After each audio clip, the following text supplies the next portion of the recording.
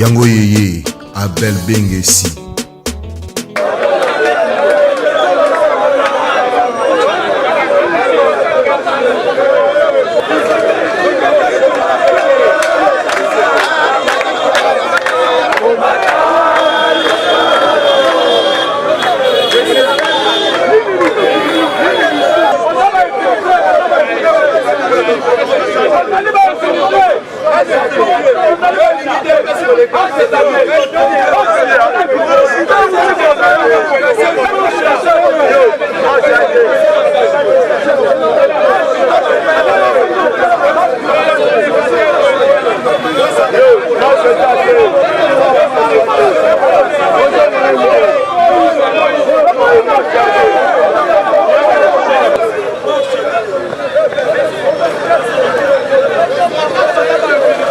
Papa, alobi boy, où est Ali permanence?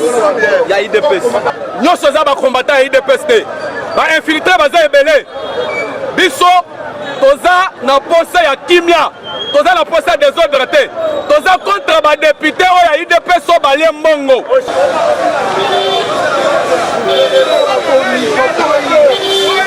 Ok papa. Ok boloba.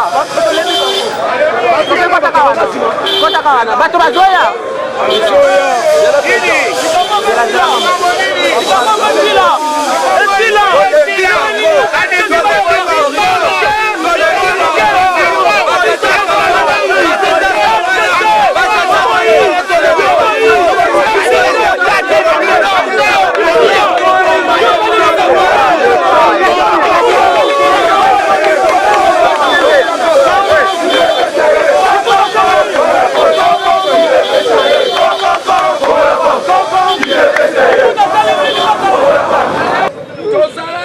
Président, la cité de l'OIA, c'était le samedi. Au moment où Bisoto Zalaki, président Kongokaki, Corneille Nanga, la Cour constitutionnelle.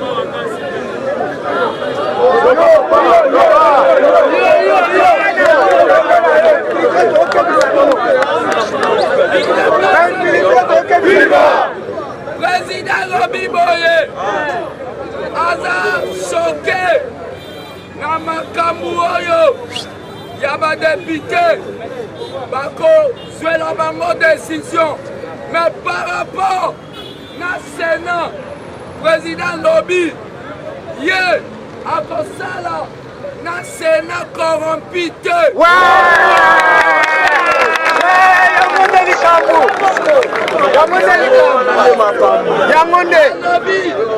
Lelo, décision moko ya monene ekobima.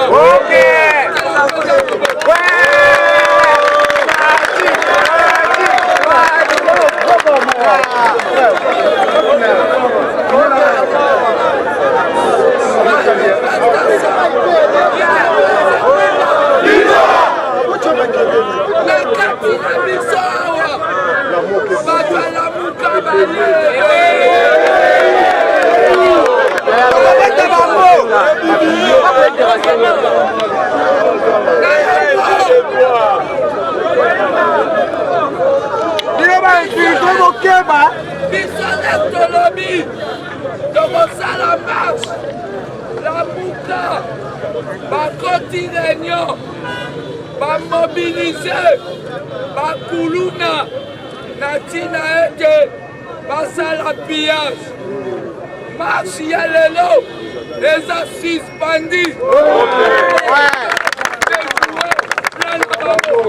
marche ezate lelo pour la Mouka va ici va infiltrer pour pillage ça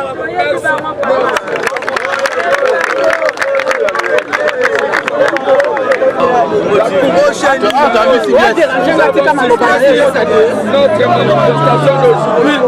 parce que les gens de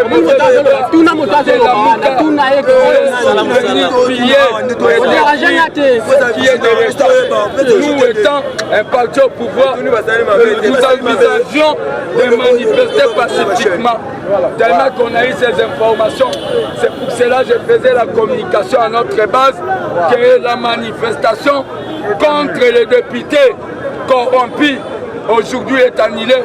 Nous allons bien voir comment nous allons restructurer et lancer cette manifestation parce que nous ne laisserons pas un Sénat corrompu dans ce pays. Nous attendons la décision du président, chef de l'État, Fati.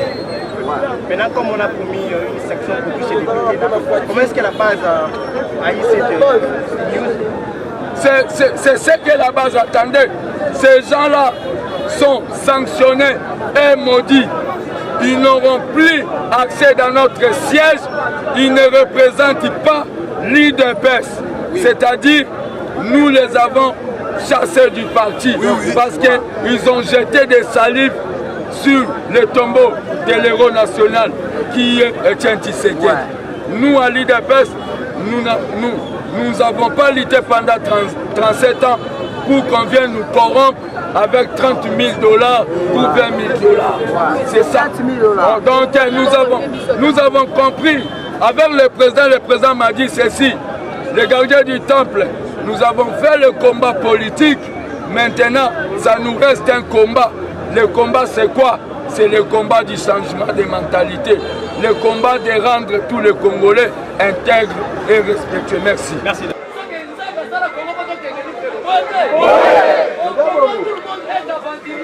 Tout le monde est escroc. Et quand tu veux nous dominer avec lui, tous les passés sont des aventuriers.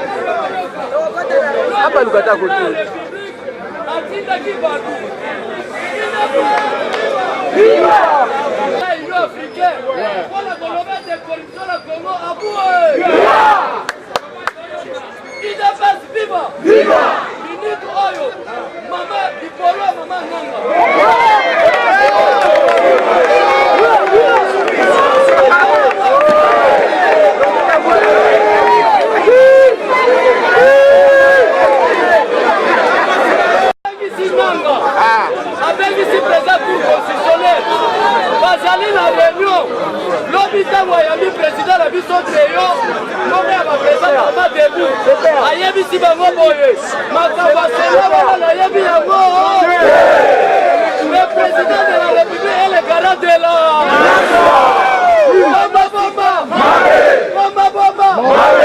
par contre, qui le peuple congolais que la majorité parlementaire. La majorité parlementaire n'existe pas. Oui. La constitution est claire.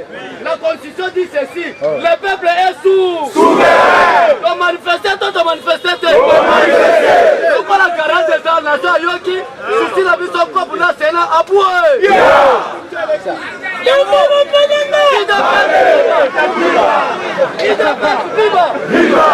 Les arbres diabolisation. Si on s'en va à Bakebele Bazawa, Bamutu te donne la banque au thème à base. Félix Tshisekedi a échoué. Biso Tokotiko n'inga jamais. Président la biso échoué. Boété. Soki Bokoboma Bosala Nini. Soki Bokoboma Bisa Biso Bosala Nini. Pour la biso Félix chef de l'État. Ce n'est pas les États-Unis qui sont chef de l'État, mais c'est le peuple congolais. Avec la volonté du souverain. Tout puis.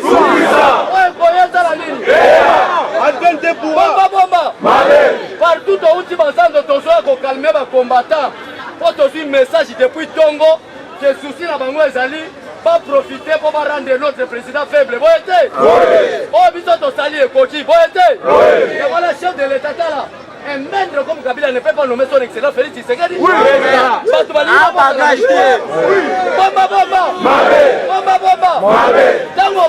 Tango Tshisekedi dans sa vivant, a lobby que nommé là Félix comme premier ministre.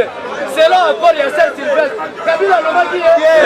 Mais pour quelle raison on nomme comme chef de l'État? Vraiment. C'est un message à Martin Fayulu, c'est un message à Jean-Pierre Bemba, c'est un message à Moïse Katumbi. Batouala Nyonso, tant qu'on fait Tshisekedi a mis président, député national, n'a plus de 100 000 voix. Tshisekedi a fait ça qui ordre que Moutoumou a fait la Koulate pour légitimer Kabila. Batouala Nyonso va faire la Kabila. Au moment de l'histoire en 2006, oh, Bemba, le Baki de Bamba battait la voix. Bamba battait la voix. Pas conserver le pouvoir de Joseph Kabila. La vie de la Congo Félix, il y a un combattant avec une nouveau salaire. Ici, on sait, Félix dans le bagatin au salaire. Et tu verras.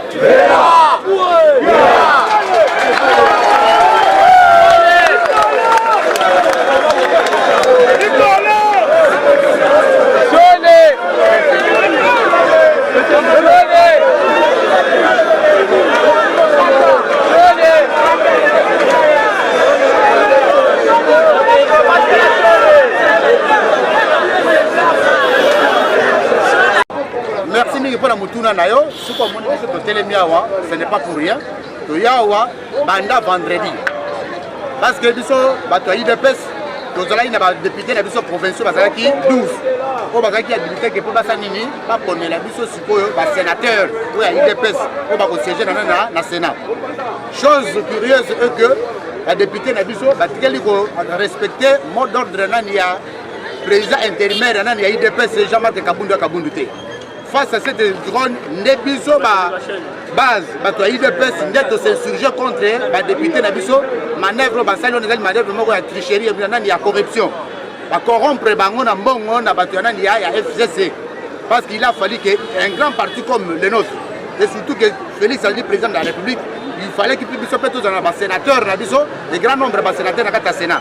Mais pour comprendre que les gens na bana mayuana au lieu de respecter la consigne à parti non sali sikoyo volonté la bango pour volonté les années ba corrompre bango ba pesi bango ba bongo na ba jipe pour que batika ba sénateur IDPS ba élire ba financier nani ya FCC nde yango wana pendant vendredi samedi tina lelo tozali awa pour que to revendiquer que non to tcha siko président de la République mwana mboka Félix Tshisekedi na responsabilité en tant que chef de l'État pour assurer ba biloko wana assurer biloko parce que combat na ezali axé sur la corruption.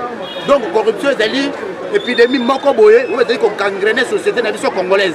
Ce qui congolais lo ezali ndenge ezali boye c'est à cause de nani ya corruption. Alors hier linga sala moko mais cheval de bataille pona ye. Yango nde to telemi awa tozali awa pour to entendre voir na biso pour que président azwa ma responsabilité en tant que président de la République a sur sort ba biloko wana. Pour tout le monde Sénégal là yango wana nde ezali wana tout le monde ke bateau tout le monde est na Sénégal baza na assemblée na bango nationale ezali wana mais Sénat ezali existé balongoli yango pourquoi parce que bamoni ina mobilité eloko esalaka nango te musala moko te banda batia bango dembo 2006 tina lelo eloko moko loi moko ba voter pour intérêt peuple congolais ezate alors tout le monde wana ezali tunire groupe moko ya ba mafieux ba ke bona ba ke se protéger na immunité sikoyo sénatoriale faut que ba attaquer bango te na ndenge ba bebisi mboka ba musu ba boma ba baza na kati wana ba koti wana entre autres notamment lokola nandi ba André Kimbuta tous ces gens bazoni ka ko s'échapper na justice ka bango ka nde bazongi kaka bango wana ka ba ngani wana lelo ba sali 18 ans ils n'ont rien transformé na kata mboka na biso siko ba lingi bazonga lisusu pona basala nini qu'est-ce qu'ils ont encore oublié pour que bazonga lisusu ba ko sala biloko na bango wana donc ils allaient il y a refuge na bango ba continuer ko sala ba stade besoin na bango yango telemi la bango to la partie faut telemi ça eloko wana parce que il est le chef de l'État il est le garant de la constitution et ça ça ni avec bango na peto 5 pe sanction fait ça les masses na ba c'est na ba député provincial na biso ko ba uti ko trahir biso et sengeli ba bango au du périmètre sévère yango wana nde misala biso to zali utile lelo yango to za kozela boyi kuto ke lekuna po to moni banyama mususu balimba pata patene to ndire soit disait ba la muka balimba profiter na situation na biso ba ke ndoko sakaje kuna ba bike no lokola IDPS bimi na balabala yango wana ba ke ko sala biloko wana yango bike te biso to ko sala na biso kaka wana niveau na bosali li sagesse to salisi bobombo toko po to yemoni bango nde bali ba profiter puisque tango bango salaka biloko na bango to tikai komona ta mutu moko la muka ko na balabala sate Bisson net aux alliés, on a malgré que tu parti au pouvoir, tu promettais que non, la rue doit toujours gagner jusqu'à tel point que tu as moi, il y a autant de Bisson net de gagner ce que aspect national des alliés. Merci.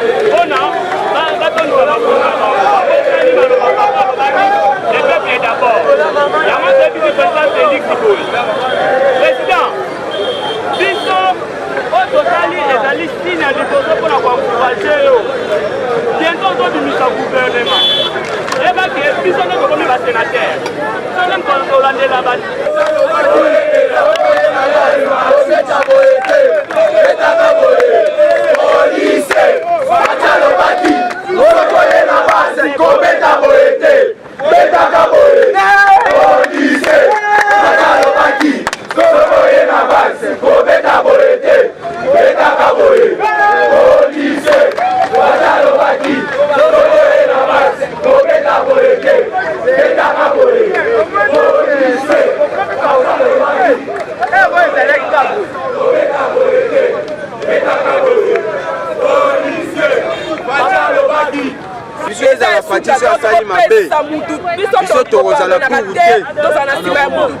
mais biso ne problème na biso ezalaka droit ya peuple ezala respecter un point ezala parti asali mabe biso tokoapuye ete na mabe na ye biso toza posala pouvoir ezala ndenge pouvoir ezalaka bato mosusu na bamboka mosusu baza lese ve baza lese na makambo nyonso aya eza soki oyo eza na mbongo okosamba na moto ya mbongo te yo so oza na mbongo te mais ata so abeti yo akangisi obe lisusu ezala boye te po démocratie ezala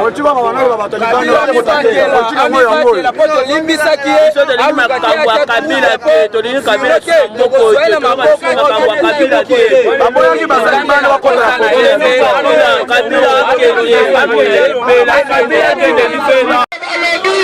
opération chasse à l'homme, opération Toyebi Daku contre ma députée Nyonso corrompu. C'est que ça devait lui mettre la main.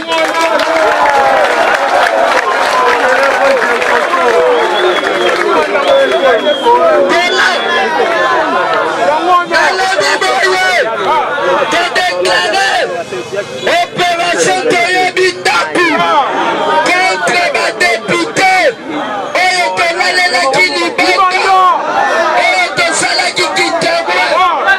Opération Toyebi Daku contre ma députée. Faible, traître, corruptible. C'est que ça va me mettre la main.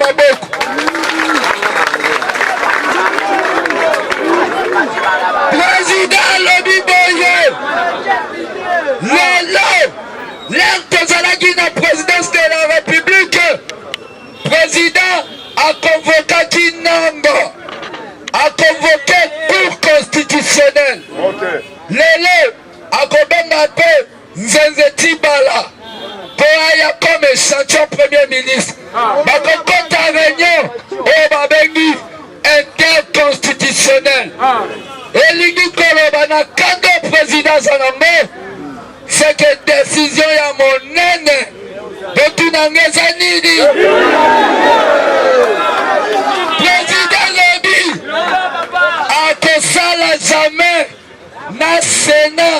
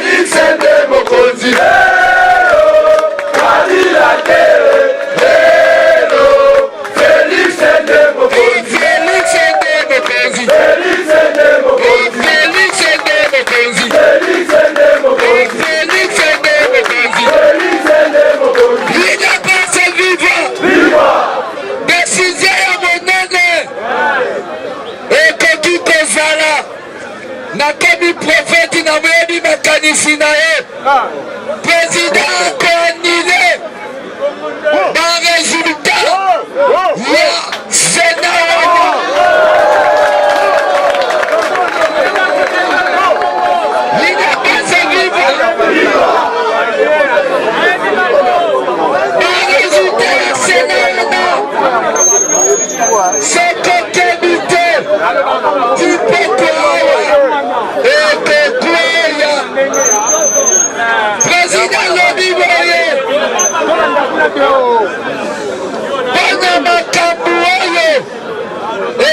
tomoni misala alobi misala eza ebele, c'est-à-dire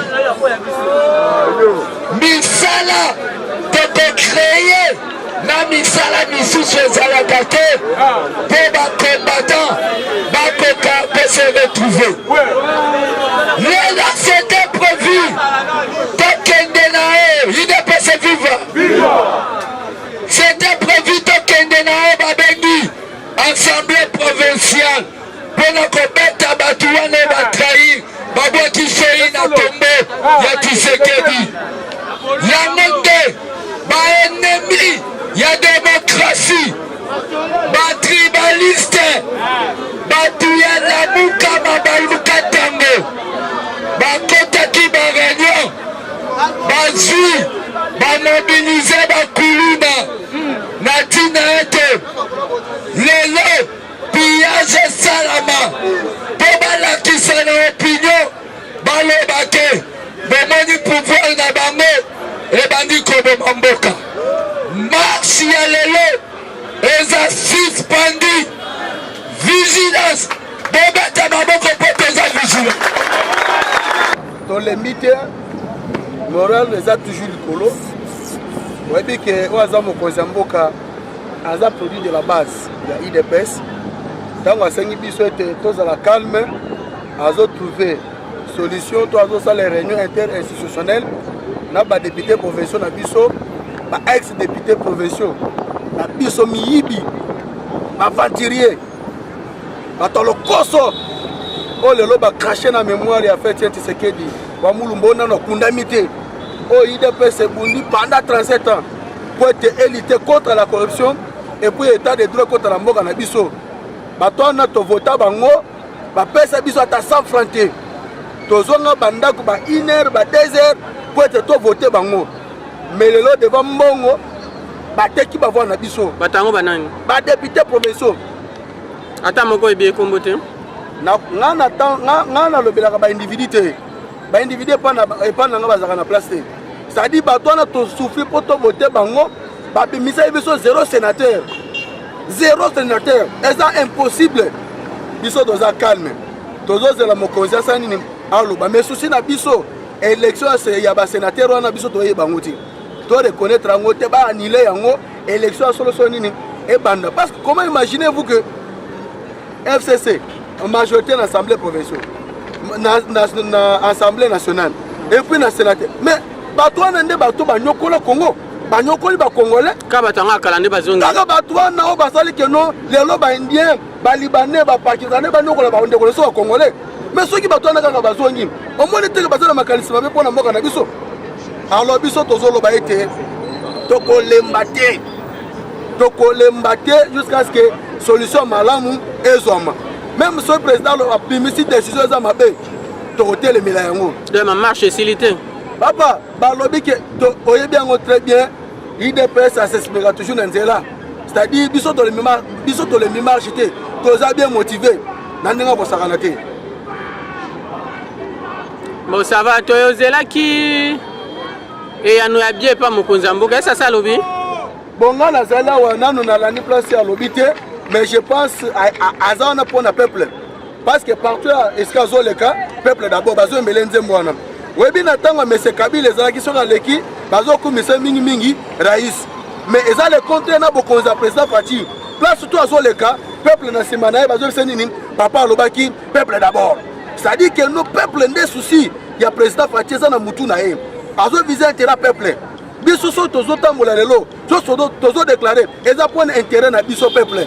Tala ndenge na tango kala banono ko na biso ko bomba mama na biso na bamboka bapaya. Avec pouvoir la batouana. On va benga lelo majorité ya bato FCC. Alors avec bokonza président Fati, biso to kondima yango te. Na tomoni base ba soda ba fandi.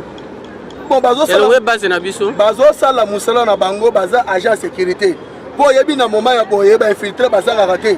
Et toza na bango ne belé obike bokonza président Fati ba yini bazali. Il faut bazala wana po to ko merocha trouble na ndenga mabe do aza IDPS te parce que biso tozo défendre ça normal. Mais si vous soyez comment défendre un mabe, gaza bisoté bango bakotie maboko. Dans un premier tant que IDPS est parti à non-violence. IDPS est parti à non-violence. Donc cela veut dire biso, toujours réclamer les droits na biso. Mais tu as pour tout ça, il incendie ou soit tu as la bilo. Donc tout à l'heure, infiltré basé belé ba va profiter. IDPS est partie de la rue. Donc biso, so boza ko se souvenir na Jean-Marc Kabound dans le 15 février. L'anniversaire est parti. Alors baki biso to contrecarrer situation néfaste ni surtout ego salama. Pour la contre pouvoir na biso d'aujourd'hui. Na passé tout le monde depuis 37 ans. Déjà, tant que tout le monde a mabé moko boye, et zo ya na nzela na biso, to luka ezala effacé na sens donc par rapport à wana soko yebisinga ngeno ba botola ki ba moto, ou soit ils ont fait de n'importe quoi, on a pas pareille situation ba infiltrer ba profiter. Pour ba côté. Donc biso alternance c'est salamaki, mais toyo rotala zéro que non, l'élection salami na Sénat et ça vraiment trical. Vous pouvez croire biso dans l'Assemblée provinciale, tous en a 12 députés. Mais dans 12 députés, il a fallu tous au moins 3 ou 4 sénateurs. Et ça inexplicable. Dans 12 députés, on a un sénateur abimité. Bon, bah voter qui banane. Il faut pas y biso. C'est qu'au total, il y a des députés, Nabino Bazala qui mouké, on a voté un sénateur et Nabino de Tondeni. Vous m'avez pas compris. Au moment où on a biso monnaie, tous les 12 ou s'il s'agissait de voter par candidat à IDPS, donc 3 à 4 sénateurs, mais comment se fait-il? Attends, Moutou Abimité, inexplicable. Peter Kazadi et les autres députés provinciaux. Il ne faut pas expliquer. Il y a un épisode de lobby boye, il ne faut pas l'ongwa. L'Assemblée provinciale, il ne faut pas suppléer parce que Bango va aider parti. Il a fallu tous en sénateur, mais bon, ça l'est en train l'élection est bandoké, on a même à lire à des fois dans gouverneur. Tout le monde est déjà bandé au sol à pas à ma baie. Nous avons un biso lit, na biso to ok, na moti na souka. Pouvoir au bino bozomona Félix Azawana pour na sala mandat oyo peut bénéficier quelqu'un mosusu. Le peuple d'abord. Yango zomona parti oyo eza parti à ba cadre, eza parti à intellectuel. C'est la raison pour laquelle il faut n'abîmer pour pouvoir maman siko soki bolongoli ba député wana botika la vie de siko boza ata na sénateur ata moko lisusu te siko boki bokonzango nde est-ce que tanga constitution malamu tanga constitution malamu balobaki keno soki le président entra oyo aza ko exercer pouvoir na ye akoki kosala te ba contrecarrer aza na pouvoir ya ko dissoudre gouvernement vrai ou faux. Ce qu'on a lire oyo kendele oyo yozo mona neni soke simbete na mituna eza yanga bianeza yo tuna mutuna te c'est ça. Donc nenga zana il faut à dissoudre dans soke simbete. Dans les cas contraires biso to kendele ngwana bango il faut pas se retirer déjà pas à sous on a parce que ba aider parti te. Voilà oyo biso et ça lui passe jusque là et biso so dozo défendre cause il y a parti na biso et puis parti wana c'est sur toute l'étendue de la RDC. Donc IDPS c'est le Congo. IDPS donc déjà ils ont le droit que ceux qui passent Jésus nani musapi donc nous autres nous qui passent dans au monde. Le seul parti na Congo au ceux qui biso to moni mabé de revendiquer ba droit na biso parce que le peuple d'abord les gens mon ba slogan o etigaliti lelo ba passer à Koufa mais comme il y en a qui rendre compte toujours na peuple ne ba zo mbela Félix papa lobaki et mais contatement na biso ngondo moni biso bimi siko. Et tout le monde a des alliés positifs. Voilà où on a quand dans les bossos, il y a la corruption. Ils ont trahi par les députés dans le Bissau. Ils ont 12 députés. Normalement, IDPS fallait 3 sénateurs. Ils ont surpris. Ils ont pris dans la ville à Kinshasa. IDPS a un député, un sénateur côté. Quand on a un message que le chef de l'État a mais la corruption. Mais les députés qui corrompus vont voter les députés à FCC. Donc, on a manifesté que les autres ont marché dans l'Assemblée provinciale. Vous voyez, ça va député na biso ba ko jeter to boto na bango mandat na biso parce que constitution le biboye mandat ya député et ça mandat ya parti. To voyez bisa pesa biso mandat na biso biso votaki bango ni polo esaleli bango campagne ya ofele apesa biso mbongo mpe tovote bango mais komi na ntungu na bango mpo bavote mpo na parti balandi mbongo ya FCC bavote mpo na bato ya FCC kanda wana ndomonaki epusaki biso likolo ya samedi tosala totambola torevandike toyesa bango ke tomona bango su na parti te apart wana mais moyola bolandela droit yango lisusu te mpe tala nanu na nzela ese boza makasi ya kobima mpe bozwa presse papa nous sommes les gens de la rue nous sommes les gens de la rue nous sommes des combattants tobandi yango avant pouvoir tocontiendre bango lelo te bango baye koencadrer manifestation mosala la police eza nini quand il y a une manifestation la police ayaka mpona koencadrer yango kala nde samedi il y avait des infiltrés parmi nous basakage permanence bake ntina permanence ya PPRD basakage oyo ezalaki bainfiltré nous les combattants de l'UDPS tosalaka mobulu te tosalaka marche moko pacifique nde la police eye mpona koencadrer marche ya lelo baye kopekisa marche te